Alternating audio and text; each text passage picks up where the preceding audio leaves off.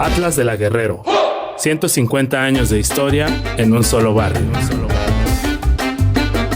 podcast del Museo Caluz.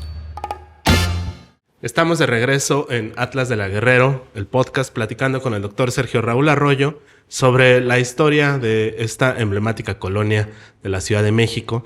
Y pues volviendo un poco a los orígenes de los primeros desarrollos urbanos de la Ciudad de México. Hace no mucho tiempo hubo un trabajo que estaban haciendo aquí sobre la avenida Valerio Trujano, en el que descubrieron unos vestigios arqueológicos y se armó allí como una nota y se empezó a hablar como mucho sobre el tema.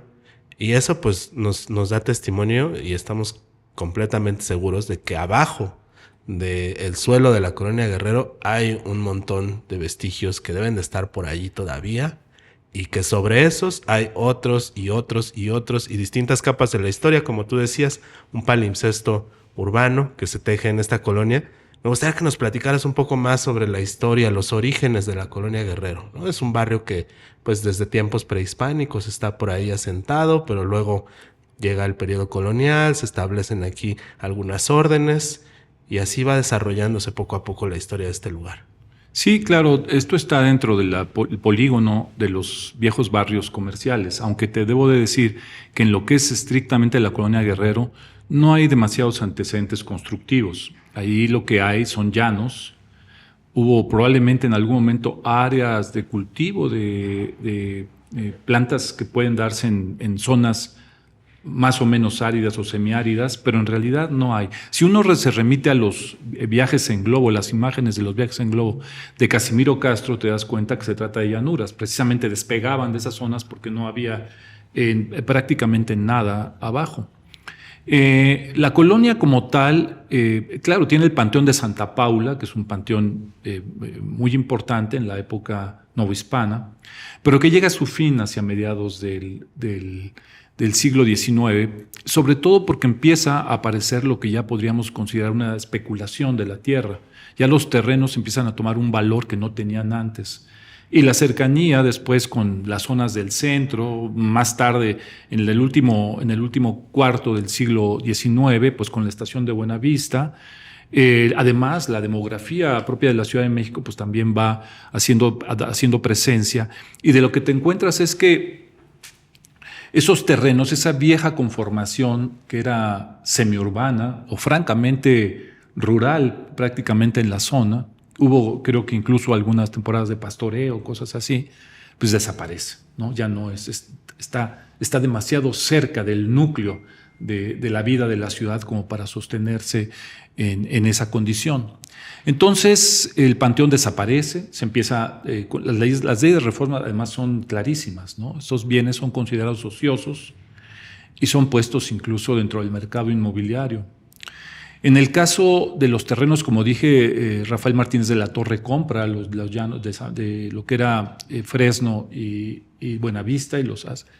Pero la colonia como tal tuvo siempre una presencia pública muy notable a partir de la iglesia de San Fernando, que en realidad es una iglesia del siglo XVIII. De ninguna manera se trata de las más viejas, como son el caso de Nuestra Señora de los Ángeles, que además es una iglesia que ha tenido muchas modificaciones a lo largo del tiempo, o iglesias como San Hipólito también, San Casiano, que ya no existe, ¿no?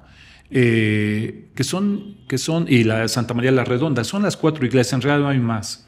Si nos cuentan que hay más, no hay más. Esas son las únicas 4 que nos quedan. Y la de Santa María la Redonda ya pareciera ser que no está ni dentro de la poligonal. Ya es una iglesia que está confinada un poco en un rincón de la colonia. Una isla urbana allí. Una pequeña isla, muy interesante. Además, avenidas. Yo intenté hace poco ir, no pude llegar por una complicación de calles cerradas, sentidos de la calle. Y sí quise andar en coche, no teníamos mucho tiempo, ya no pude bajarme a verlo, pero lo voy a hacer pronto. El caso es que la colonia como tal, o lo que ocupan actualmente la superficie de la colonia, se llamó San Fernando. Era de modo natural, como muchos de los barrios de la Ciudad de México siguen manteniendo el nombre del santo patrono. Entonces San Fernando era el nombre que por derecho propio tenía la colonia. Pero justamente en época de la Reforma se cambian las nomenclaturas y se empiezan a desconocer estos palimpsestos, que se dan en la nomenclatura misma de las calles, y esta colonia pasa a formar parte de lo que es ya el inventario de próceres de la patria. Se llama, le ponen Vicente Guerrero, creo que es incluso en la misma etapa de Sebastián Lerdo de Tejada. Ponen un monumento a Vicente Guerrero frente a la iglesia, que es una manera de decir, de aquí ya hay un límite para la iglesia, cosa que además me parecía muy bien a mí. No piensen que no estoy de acuerdo. Estoy parcialmente de acuerdo con las leyes de reforma, y estas son unas cosas las estoy de acuerdo. En otras, francamente, no, como el caso del decomiso de las comunidades indígenas, que me parece también un acto muy discutible. Claro. Pero el hecho es que hay esta especie de amurallamiento que empieza a poner los gobiernos laicos civiles frente al poder eclesiástico, también aquí se refleja, ¿no? En lugar de un panteón religioso se pone la rotonda de los hombres ilustres, que es una clara muestra de la capacidad del poder secular, del poder de la Reforma para poner eso ahí, ¿no? Juárez, entre otros, es de los que están enterrados allí. En fin, esta parte de la Reforma se da, y ese panteón de Santa Paula no es sino una especie de mito. La gente decía que había apariciones, me acuerdo de niño, porque antes había habido un panteón, como en las películas donde hubo reservas indias, ¿no? Claro. Y después hay no sé cuántas maldiciones alrededor, pero valía la pena. A mí ese tipo de historias me encantan, o sea, no voy contra eso. Yo algún día voy a contarle a alguien que ahí se aparece gente y que yo los vi. Es fantástico contarles a eso, ¿no? Le llenas de un encanto que a veces la realidad ya no tiene tan fácilmente. Entonces se da eso. Esta especie de constelación de viejas iglesias se va asociando a una que es, digamos, más reciente, aunque también ya es bastante antigua, que es la del siglo XVIII, en donde están básicamente San Fernando, que es la que le da mayor presencia a lo que es ese espacio físico de la ciudad, y está Santa Veracruz y San Juan de Dios, que son las iglesias que están en la plaza muy cercana aquí, sobre la avenida Hidalgo y la otra calle, que es Pensador Mexicano. Que uno se preguntaría... Estaba el Salón México ahí también, eso también, sí ya no. Justo atrás, pero les puedo luego contar una historia fantástica de alguien que sí también vivió, mucho más viejo que yo, en la colonia Guerrero. Es una de las historias más hermosas. La estoy escribiendo, eso sí, para un cuento. Estoy actualmente armando 11 historias sobre cuentos. Uno de ellos tiene que ver con Emilio Kostovsky, un bielorruso llegado a la Ciudad de México en los años 30, cuyo padre tuvo un depósito de fierro viejo en la calle de Sol y que se volvió un parroquiano consuetudinario de el Salón México. Es una historia maravillosa. Si les da tiempo y tienen posibilidades, se las cuento hoy mismo, pero ahorita quisiera que pudiéramos ver esto. Entonces, esta configuración física y esta nomenclatura también van configurándose con la ideología de los propios gobiernos del país y en particular de los de la ciudad, ¿no? Cuando se hizo la ampliación del Paseo de la Reforma, Uruchurtu quiso poner nombres de presidentes, creo, a la ampliación, y le dijeron: oye, no, pues son los próceres de la Reforma, ¿no? Está la gente de la Constitución del 57, ¿no? Y empezar a poner el nombre, pues era ya un acto de barbarie que se sumaba a muchos otros. Se evitó y se logró, aunque se perdieron cosas, porque parte de lo que ocupa hoy la ciudad, por ejemplo, desapareció la calle San Juan de Letrán. Con la apertura del eje central. Con la apertura del eje central ya no se llama San Juan de Letrán. Y luego donde yo estudiaba, la secundaria 16 que está en Tlatelolco, era prolongación de San Juan de Letrán, y ya todo se llama Lázaro Cárdenas. No, por supuesto, no tengo nada en contra de uno de los presidentes más importantes y más notables que tuvo este país, pero no me parece que esas sean las maneras de resolver. Pero estos cambios en los nombres, en las mentalidades, demuestran cómo se mueve la ciudad, hacia qué rumbos. A veces hacia rumbos muy peligrosos, a veces hacia rumbos un poco más confortables, En esos cambios está la hostilidad o la hospitalidad que da una ciudad. Claro, todavía por ahí puede haber unos pequeños subrayados del palimpsesto. Recuerdo sobre el eje central, todavía hay algunas placas que dicen Santa María la Redonda. Santa María la Redonda, que era el nombre que tomaba después justamente de lo que es hoy la glorieta de Martí, de José Martí, que está pasando Reforma, hasta Flores Magón. Exacto. Y hablando de esta intervención que hace rato platicaba sobre el Paseo de la Reforma, pues reflexionándola un poco, pues es una probablemente de las intervenciones más brutales, más pues violentas en términos sociales que debe de haber sufrido esta ciudad. Seguramente muchas de las personas que nos están escuchando, que nos están viendo, que habitan aquí en la Colonia Guerrero, pues no saben bien a bien cómo fue esto, ¿no? Pero el Paseo de la Reforma llegaba hasta la Glorieta del Caballito y ahí terminaba. ¿No? Y entonces después, a mediados del siglo XX, se decide prolongarlo para unirlo con la Calzada de Guadalupe y hacer esto que hoy conocemos como prolongación Paseo de la Reforma, cuyo propósito también era crear una vía de conexión directa de la nueva unidad Tlatelolco con el centro histórico, ¿no? Y entonces se abre eso que, pues no sé bien a bien cuántos metros de ancho tenga, pero es ese ancho que tiene, pues es... Se demolieron manzanas completas. Sí, exacto, son manzanas completas. En realidad hubo un ambiente de duelo entre buena parte de los que vivían ahí, de los que vivíamos ahí, aunque no se hubieran tumbado la casa, pero habíamos perdido amigos, clientes en el negocio de mi mamá, perdí 2 cines que para mí era como si hubieran tumbado el Taj Mahal, esos 2 cines, ¿no? Para mí eran parte de mi vida. En fin, todo esto se va haciendo porque crece la ciudad. Lo más interesante también de esto es que cuando tú ves los resultados, al poco tiempo, ya no, esas soluciones nunca fueron soluciones. O sea, tú ves qué pasó, como los congestionamientos son enormes, ¿no? Tumban casas, tumban formas de vida y a cambio de eso queda muy poco. Creo que algunos modelos, por ejemplo, que he podido ver en Europa, como Roma o París, por citar 2 ciudades muy importantes, son, con todo y los cambios que se dan, insignifican, no tienen como sentido respetar la vida de la gente. O sea, tú no puedes demoler en Roma nada prácticamente. No puedes llegar un día y decir, pues en Roma no, el tráfico, quien pueda, si no traes una Vespa, no sé cómo puedes transitar en Roma. O sea, es imposible, no hay manera.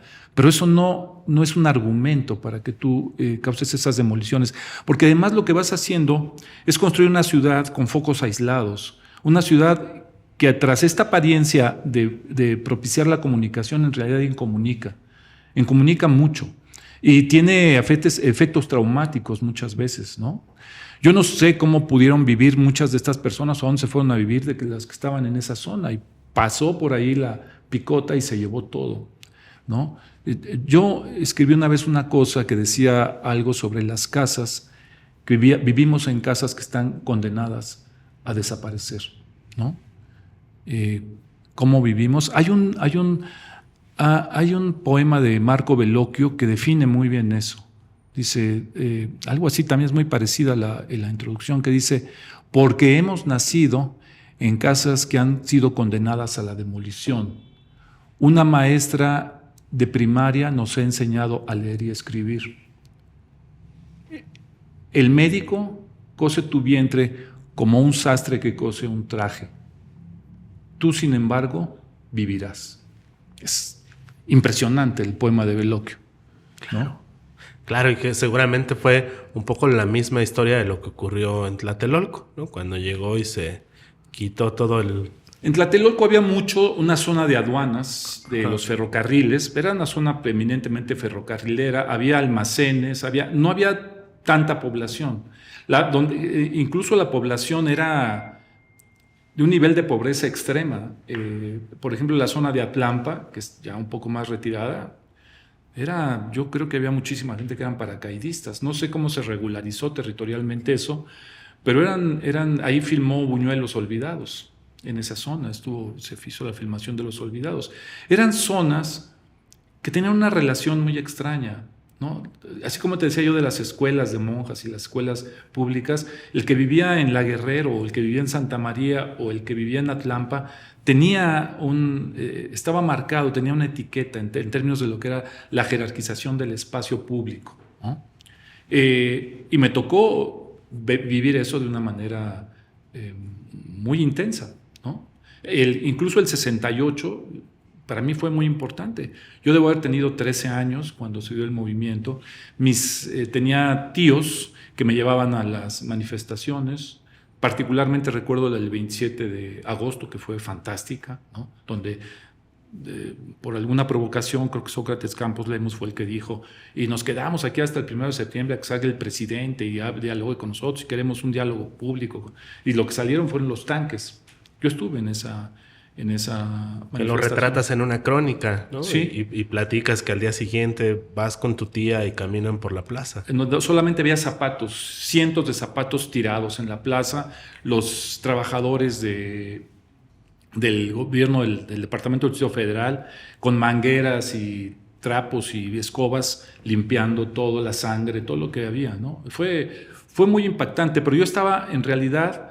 Íbamos a ir al meeting. Ya el movimiento había ido a la baja por todos los problemas que había enfrentado, pero el 2 de octubre, me acuerdo perfectamente, íbamos a ir a la marcha. No era marcha, era un meeting en la Plaza de las Tres Culturas, y una tía que trabajaba en Insurgentes Norte, traía una oficinita en Insurgentes Norte, habló por teléfono con mi madre y le dijo, oye, dile a los muchachos que ni se les ocurra ir, porque acabo de ver pasar aquí unos convoyes militares y van hacia Tlatelolco. Entonces diles que se queden hoy en la casa, ya después vemos. Y efectivamente nos avisaron, prevaleció ahí un poco el peso, ¿no?, jerárquico de mi madre y de mi tía abuela, que era la mamá de mis tíos, y nos quedamos en la casa. Alrededor de las 5 de la tarde del 2 de octubre, desde la tienda de mi mamá, empezamos a oír el tableteo de las balas. Me acuerdo de mi mamá llorando, ¿no? Dijo una cosa que no se me olvidó nunca, y no se me olvidará, que es, los están matando. Lo que me impresionó, después analicé yo particularmente por qué me impresionó tanto, ¿no?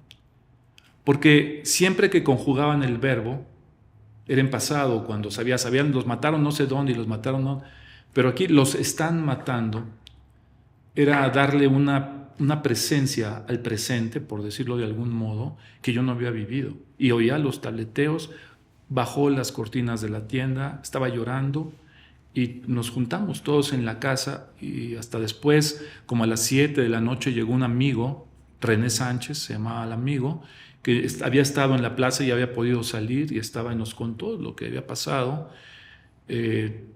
Estuvimos toda la noche casi despiertos. La gente que vivió en toda la zona, mi casa estaba a unas 8 calles de Tlatelolco y los tiros se oían perfectamente.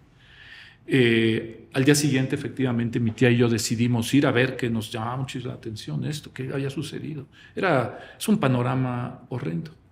No sabía cómo es la historia, no sabía yo que iba a dirigir para la UNAM años más tarde el Memorial del 68. Juan Ramón de la Fuente, que fue quien me asignó el cargo, no sabía nada de esto. Justamente la charla nos lleva así como una deriva urbana. Ya nos caminamos desde Degollado hasta Tlatelolco y llegamos ahí a Flores Magón, una de las fronteras de la colonia Guerrero con su vecina, su prima hermana Tlatelolco, a donde llegaste a fundar ese espacio, ¿no? A hacer un gran proyecto de reciclamiento urbano de ese lugar que tenía una carga histórica muy fuerte, que es las antiguas oficinas de Relaciones Exteriores, ahora Centro Cultural Universitario Tlatelolco, desde donde estuviste mucho tiempo trabajando en acciones que vincularon al arte, a la cultura con el barrio, no solamente con la unidad, sino con otros barrios aledaños, y creaste el Memorial del 68. Platícanos un poco sobre cuál fue la experiencia desde el Centro Cultural Universitario con la gente de la colonia Guerrero y anexas. A mí lo que me interesaba era hacer un museo, un centro cultural que tuviera que ver con la historia contemporánea, con la historia moderna. Porque México su perspectiva histórica es demasiado remota. Es una perspectiva histórica que mientras más lejana es más cómoda, ¿no? Nos gusta mirar al pasado y sentir que ese pasado antiquísimo nos honra, ¿no? Con el que a veces no tenemos prácticamente nada que ver.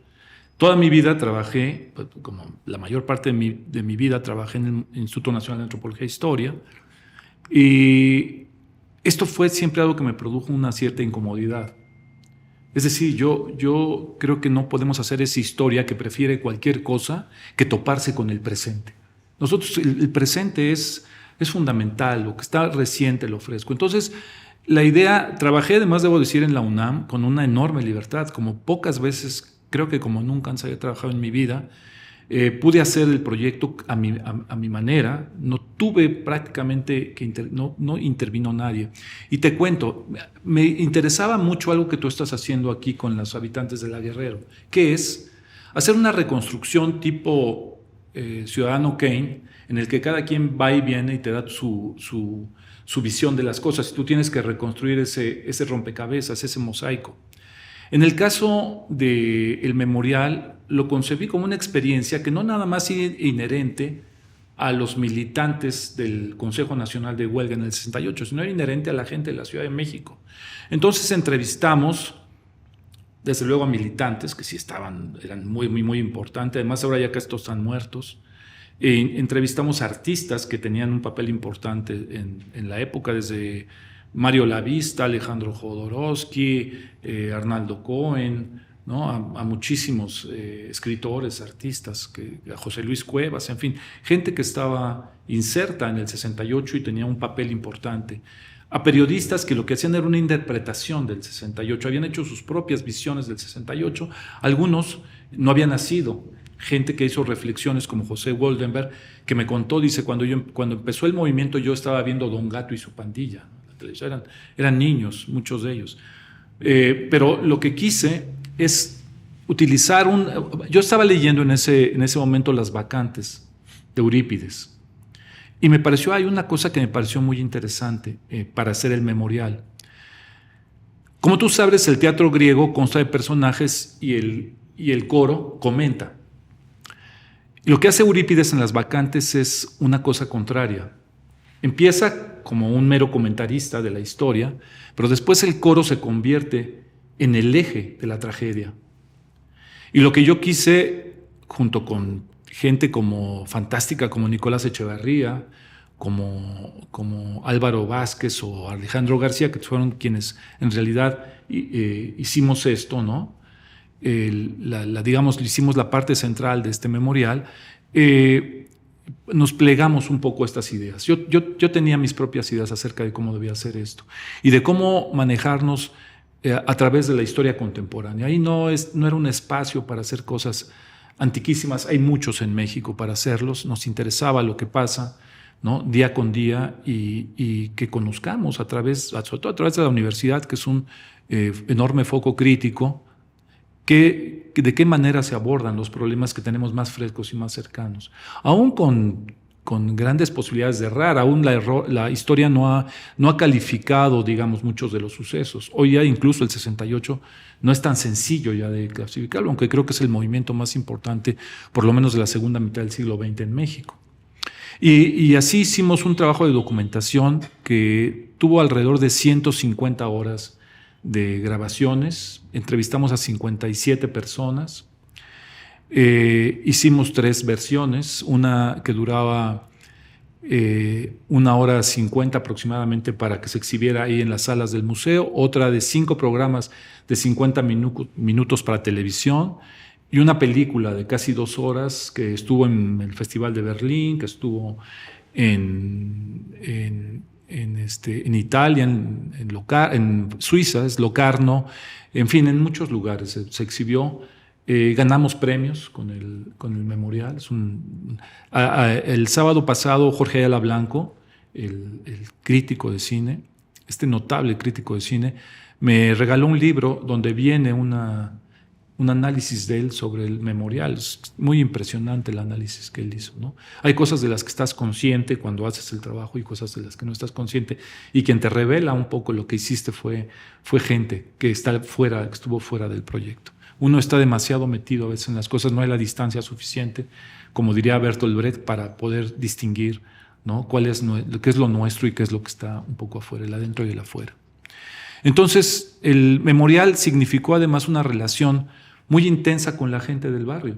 Es decir, nosotros abrimos una escuela de formación donde había cine, donde había artes plásticas, donde había incluso cosas de circo, y que estaban dentro de lo que fueron las instalaciones de la vieja Cancillería. Hice instalaciones públicas. Yo hice 17 instalaciones públicas en ese tiempo. En México no hay. Esa época fue una época en la que hicimos, las más notables, las que tuvieron más éxito, pues fueron el Xipe-Totec de Glassford y Voz Alta de Rafael Lozano Hemer. Debo decir que, por ejemplo, te indica un poco cómo es la cosa. ¿Qué hicimos con Voz Alta? Yo lo que siempre pensé es que el 68 lo que hizo fue devolvernos la calle. Durante mucho tiempo el espacio público estuvo confinado al poder gubernamental. 68 rompió con esa inercia y propició que la gente saliera a la calle. Se perdió el miedo, un miedo real que existía en ese momento se perdió. 68 fue una fractura en ese sistema patriarcal que presentaba, la cara que daba el gobierno mexicano. Pero me interesaba, y esto es muy importante por lo que estás hablando de La Guerrero, por lo que estamos hablando de La Guerrero, de qué manera el arte podía participar también en esto. Todos de artistas contemporáneos, no me fui querían hacer, al principio, cuando llegué a Tlatelolco, alguien quería hacer un mural y otro quería poner una estatua a los caídos. Bueno, dije, si hacen eso yo me voy del proyecto. O sea, yo realmente necesitamos hacer un trabajo serio de testimonios y historiografía, un trabajo amplio que abarque diferentes posiciones, puntos de vista, ¿no? Y entonces lo que hicimos con Rafael Lozano, fui el curador de la obra, que ahora es un artista, en esa época pocos lo conocían en México, ahora es yo considero uno de los artistas más atractivos e interesantes que hay en este país, mi amigo. Y le comenté esto, es que el 68 fue el espacio público, es la recuperación de la plaza, de las calles, de los parques, es la vuelta otra vez a la calle del mundo, ¿no?, del mundo real. Y entonces Rafael ideó una cosa que era extraordinaria, nos pidió primero cosas que parecían imposibles pero que logramos hacer, conseguir los 4 reflectores más poderosos que había. Estaban en Houston y no los podían rentar. Él no cobraba, él dijo pero si tú me los consigues, empezamos. Los conseguimos, diseñó él un programa para que esos reflectores se activaran con la voz de la gente. ¿Y qué pensamos? Bueno, pues que vaya la gente, que hable, así como estoy hablando aquí en el micrófono, cada quien que cuente lo que quiera, que vayan y platiquen una anécdota de su vida, del 68, de la colonia Guerrero, de Tlatelolco, de la Lagunilla, de la colonia Morelos, que eran los que iban sobre todo ahí al centro cultural, y que ese impacto, ¿no?, se pueda traducir en la luz y en grabaciones que hicimos, porque todo se grabó con ellos. Entonces llegaba la señora que iba a decir que quería que encontraran a su hijo porque decía 48 horas que no sabía nada de él, luego otros que llegaban le declaraba el amor a su novia, hubo propuestas de matrimonio, declaraciones de odio, denuncias gubernamentales, ¿no?, acusaciones al gobierno del federal y al local, en fin, todo lo que te puedas imaginar. Hay gente que llegó a declamar algún poema, otros que fueron a cantar una canción. Les dábamos alrededor de 3 minutos, 4 cuando mucho, para que la fila era inmensa. O sea, yo nunca, ni en mi mejor escenario, hubiera pensado de un éxito semejante. Perdimos la vista de dónde terminaba la fila. Todo mundo quería. Lo habíamos programado como para terminar a las 10 de la noche. Esto se prolongaba a las 2 de la mañana. Se conectó TV UNAM, se conectó en directo, Radio UNAM estuvo transmitiendo todos los días ahí lo de esto. Es decir, lo que pusimos en práctica fue una visión de un arte útil para efectos de la vida comunitaria, ¿no? Lo que sucedió después de que salí de Tlatelolco no me puedo responsabilizar de eso. Creo que incluso hay cosas que a mí francamente me parecen lamentables. Se perdió este perfil del lugar. Se hicieron cosas absolutamente absurdas. Esto de ligarse a la historia contemporánea, yo te digo, ¿dónde está Yotzinapa, por ejemplo? Todas estas cosas que han sucedido y nos pasan todos los días, ¿dónde están? El problema de los feminicidios, ¿dónde están los asuntos de la violencia en México? Hoy día, desde hace creo que un año y medio, hay un nuevo director que se llama Jacobo Dayan, que creo que está haciendo un muy buen papel, ha recuperado un poco el espíritu y él seguramente le estará agregando visiones propias, pero durante varios años esto que hicimos se perdió, ¿no? Y sigo pensando que son sitios que deben estar hechos, es decir, yo no creo que haya una sola vertiente del arte por el que tenemos que inclinarnos. Lo que creo es que hay una serie de posibilidades del pensamiento que pueden acercar a las comunidades. Y no con los viejos trucos de que si es popular o que si gusta o que si no. A mí esto de que me gusta, no me gusta, no. A mí lo que me gusta es la inventiva. O sea, yo no sabía si iba a ser un fracaso eso o no. Con lo de Tomás Gladford sucedió algo parecido, porque hicimos una instalación que nos clausuró la propia universidad, porque dijo que era peligrosa por el peso. Hicimos cálculos, tenían todo esto, total, nos lo cerraron, dijeron, esto no se puede poner, porque el que era director de obras de aquel momento. Entonces recurrimos al Instituto de Ingeniería de la UNAM. Estaba en esa época también Sergio Alcocer, un ingeniero fantástico de apellido italiano, ahora lo recordé porque él es especialista en monumentos históricos. El caso es que hicieron una cuenta, nos tomó 20 minutos, nos dijo cuánto pesa la instalación, tanto, cuánto pesa el edificio, pues no, 800 veces más. Dijo, no le afecta en nada. Y ya a través del apoyo que nos dio el Instituto de Ingeniería de la UNAM, se pudo encender el Chipetotec, que tiene que ver con una frase de Pepe Alvarado, el viejo periodista, uno de los pocos periodistas dignos que en el 68 se pusieron del lado del movimiento, que dijo, alguna vez encenderá una luz votiva en recuerdo de estos muchachos, ¿no? En recuerdo de la vida de estos muchachos. Ese día lo que quisimos con esta configuración atómica de los cuasicristales era encender justamente esa luz votiva en recuerdo del 68, pero además es un elemento de comunicación con la comunidad.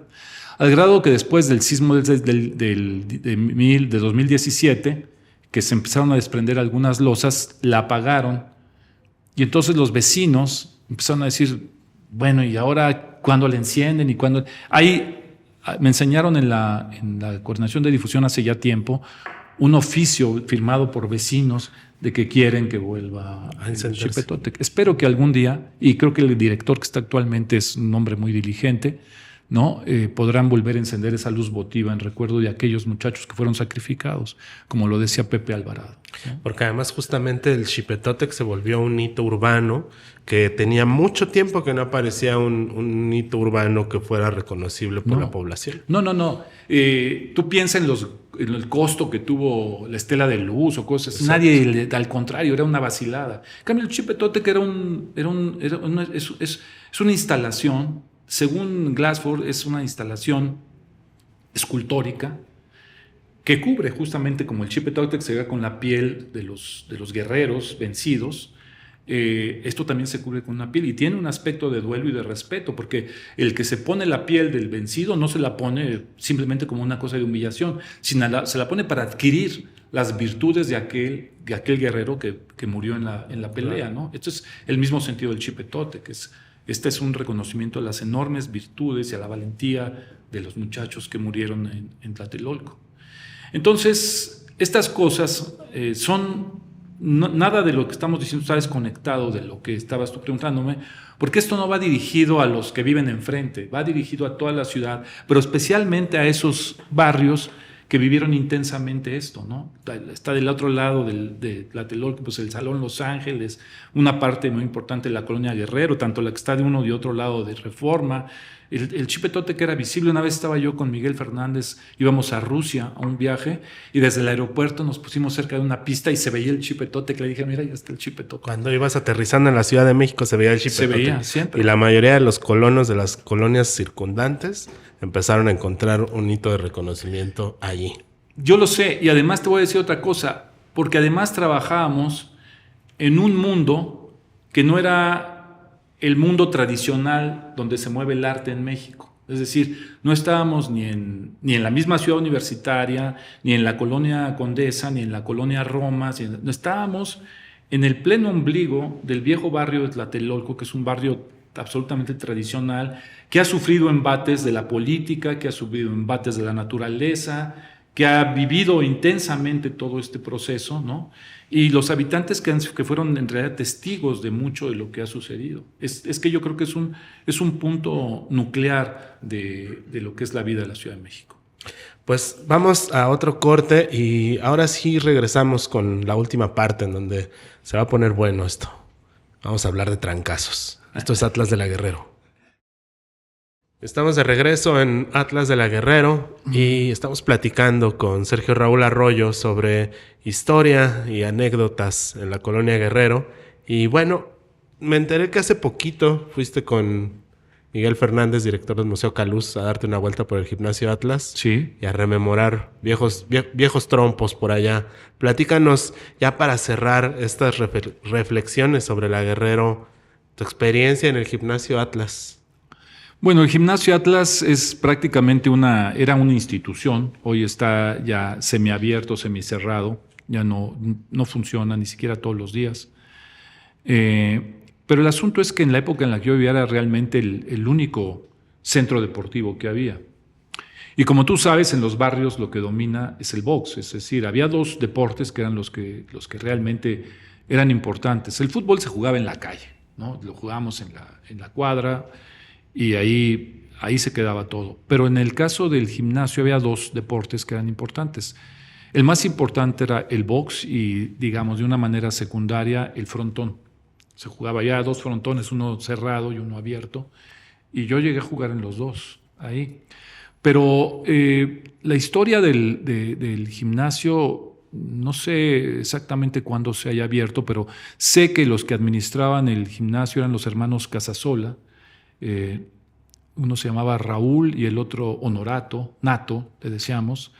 Nato era padre de un amigo de la escuela, precisamente. Yo empecé a ir al gimnasio muy interesado para ver a los boxeadores, más que para practicar yo ningún deporte, porque me interesaba. Tenían ring y ahí peleaban.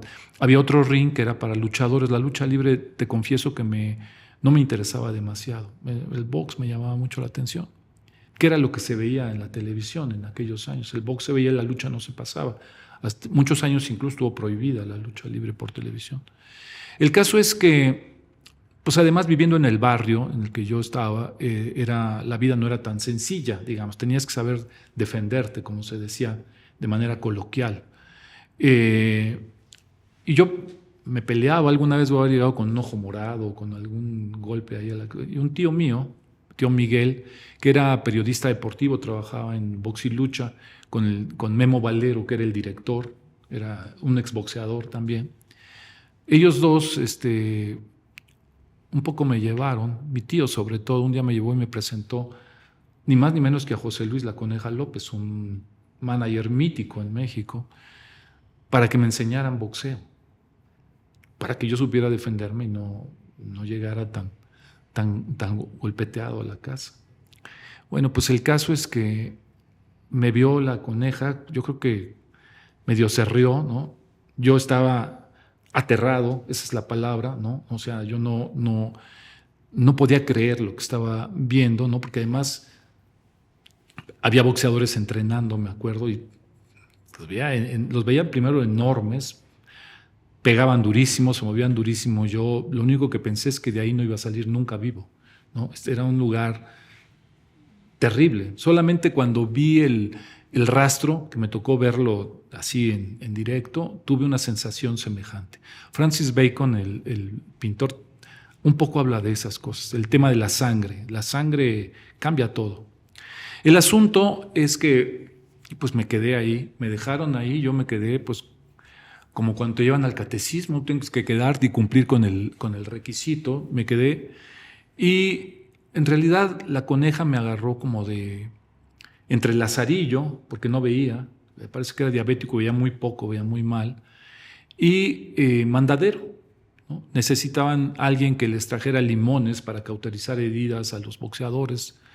necesitaban a alguien que les trajera vendas de la farmacia o que comprara vaselina para resbalar los guantazos, ¿no?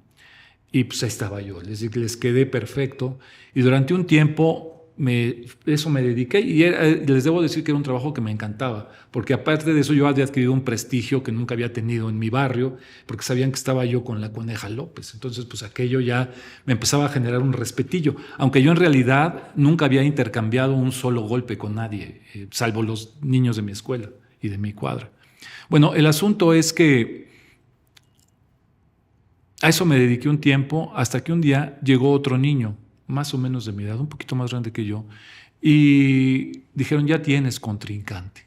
Entonces el horror me invadió otra vez. Pues el otro niño debe haber estado tan muerto de miedo como yo. Entonces ya entre los dos medio nos hicimos cuatro. Ernesto se llamaba, no se me olvida. A lo mejor Ernesto vive en algún lugar de este mundo, espero que sí, se acordará. Y entre los dos ahí hacíamos guantes, nos pusieron a manejar a trabajar en el costal, sobre todo no alcanzábamos la pera loca, que era lo que más me llamaba la atención, a brincar la cuerda, y eventualmente nos ponían a tirar golpes en el ring, que cuando ya la segunda o tercera vez yo ya me sentía, pues, ¿qué te puedo decir? Joe Louis, ¿no? Ya estando 3 veces y con la Coneja y con los boxeadores. Me acuerdo de boxeadores famosos de aquella época que estaban ahí, el Chiquis Rosales, el Canelo Urbina, ¿no? Más tarde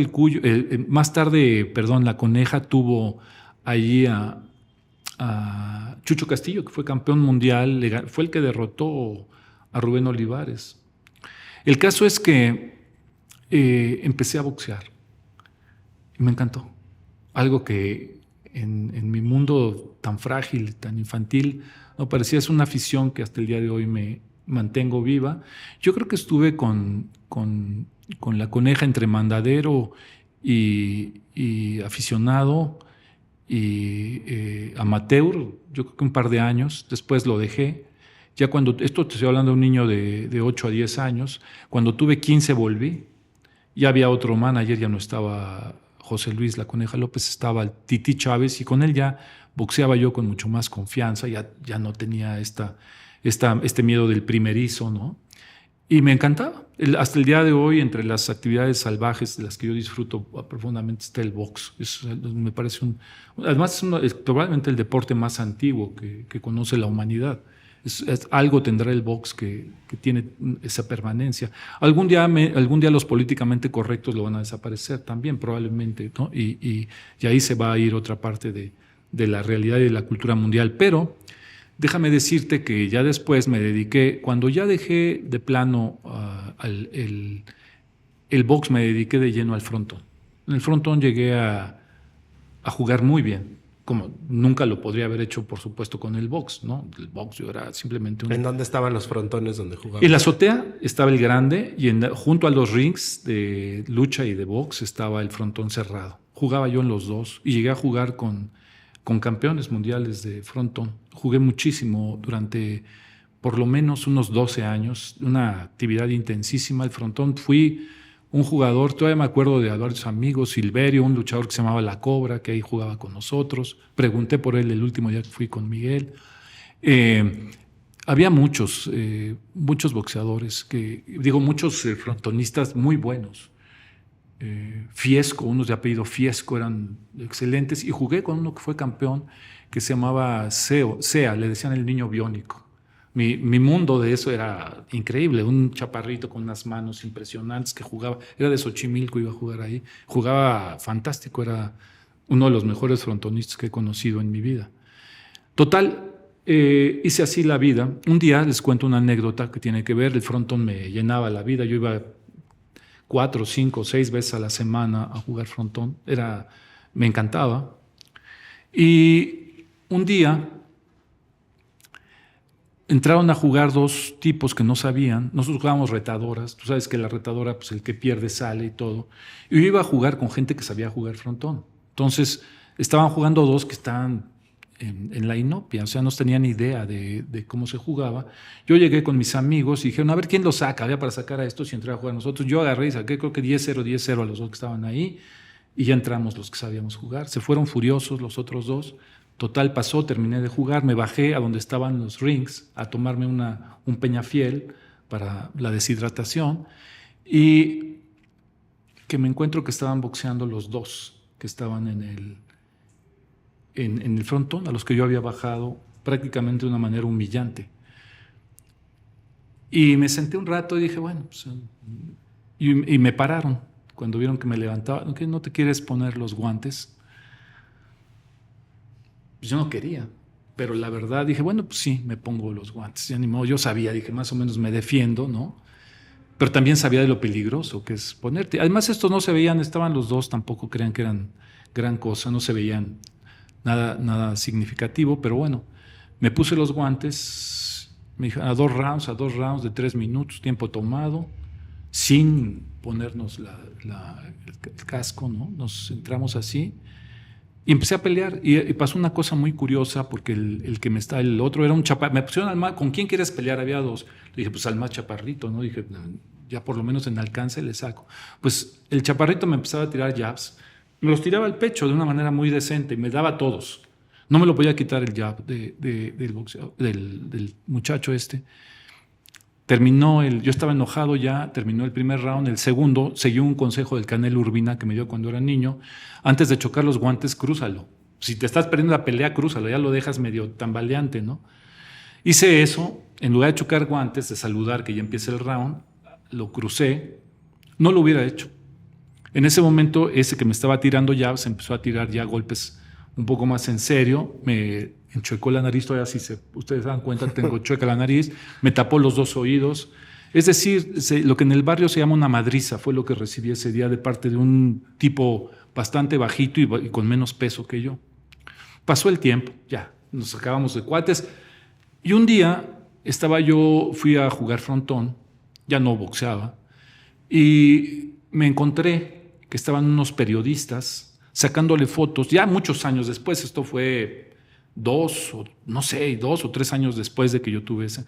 A ese con el que yo iba a pelear lo estaban sacando fotos y fotos y fotos. Le pregunté a uno de mis compañeros del frontón, ¿y ese quién es? Dice, mira, es un chavo que muy bueno, va para arriba, se llama Lupe Pintor. Yo no sabía quién era Lupe Pintor, nunca lo había visto. En esa época no veía el boxeo. Y tenía a mi tío, el que todavía vivía, el que había sido periodista. Llegué a la casa un día y le dije, oye, tío, ¿tú conoces a un muchacho que se llama Lupe Pintor? Y me dijo, no, hombre, es buenísimo, es un muchacho, va para arriba también. Me dijo, va a ser campeón, me dijo. Dije yo, pero qué locura. O sea, ¿cómo es posible que me llegue a pasar una cosa semejante, no? Y pues pasó. Después me hice cuate de él. Ya a lo mejor no sé si se acuerda de Lupe o no, pero jugábamos ya frontón juntos en el Atlas, en fin. Una vez me regaló boletos para una función de campeonato mundial que tuvo en el Toreo de 4 Caminos. Y nos hicimos ahí medio amigos. Ya después nunca supe más de ellos. Pero efectivamente, como bien decía mi tío, fue campeón mundial. Pues ahí está una historia de cómo la Guerrero también te puede poner una buena madrina y alguien que conozcas allí en la arena o también en la calle.